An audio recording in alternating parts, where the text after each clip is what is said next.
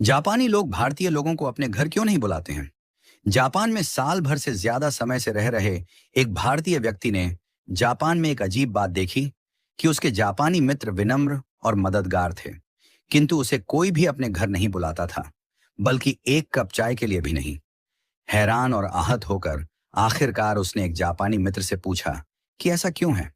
काफी देर तक चुप रहने के बाद उस दोस्त ने भारतीय व्यक्ति को जवाब दिया कि हमें भारतीय इतिहास पढ़ाया जाता है, किंतु प्रेरणा लेने के लिए नहीं, बल्कि एक चेतावनी के तौर पर। यह सुनकर उस भारतीय व्यक्ति ने हैरान होकर पूछा, क्या चेतावनी?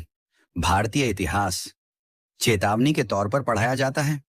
प्लीज बताओ, ऐसा क्यों है? तब जापानी दोस्त ने उससे पूछा कि बताओ, कितने अंग्रेजों ने भारत पर राज किया था? तब भारतीय व्यक्ति ने कहा, शायद लगभग 10,000। जापानी व्यक्ति ने गंभीरता से सिर हिलाया और पूछा, उस समय भारत में 30 करोड़ से ज्यादा भारतीय रहते थे, है ना? तो फिर तुम्हारे लोगों पर अत्याचार किसने किया? उन्हें कोड़े मारने, यातना देने और गोली मारने के आदेशों का पालन किसने किया था? फिर उसने जोर देकर पूछा कि जब जनरल डायर ने जलियांवाला बाग में गोली चलाने का आदेश दिया, तो ट्रिगर किसने दबाया था?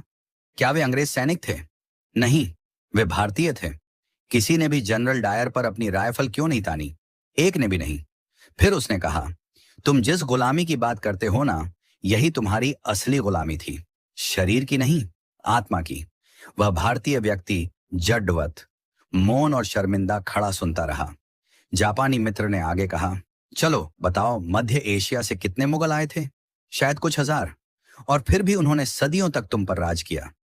मुगलों ने अपने संख्या बल से भारत में शासन नहीं किया, बल्कि तुम्हारे अपने लोगों ने सिर झुकाकर मुगलों को सलाम किया, अपने लोगों से द्रोह किया और मुगलों की वफादारी की, या तो जिंदा रहने के लिए या फिर चांदी के सिक्कों के लिए। तुम्हारे अपने ही लोगों ने अपना धर्म परिवर्तन कर लिया, अपनी बहन बेटी मुगलों से ब्याह दी। तुम्हारे ही लोगों ने तुम्हारे नायकों को अंग्रेजों को सौंप दिया। बताओ चंद्रशेखर आजाद के साथ विश्वासघात किसने किया था? वे अल्फ्रेड पार्क में छुपे हैं। यह खबर अंग्रेजों को किसने दी थी? भगत सिंह को, उस समय के बड़े राजनेता जो अंग्रेजों से अपनी बातें मनवा सकते थे। उनकी अनुमति के बिना फांसी पर चढ़ाना आसान था क्या? जो कि खुद को देशभक्त कहते थे। तुम भारतीयों को विदेशी दुश्मनों की जरूरत नहीं है। तुम्हारे ही लोग सत्ता, पद और निजी लाभ के लिए बार बार तुम्हें धोखा देते हैं। इसलिए हम भारतीयों से दूरी बनाकर रखते हैं। जब अंग्रेज हांगकांग और सिंगापुर आए थे, तो एक भी स्थानीय व्यक्ति उनकी सेना में शामिल नहीं हुआ। लेकिन भारत में तुम सिर्फ दुश्मनों की सेना में ही शामिल नहीं हुए, बल्कि तुमने उनकी सेवा की, उनकी पूजा की। उन्हें खुश करने के लिए अपने ही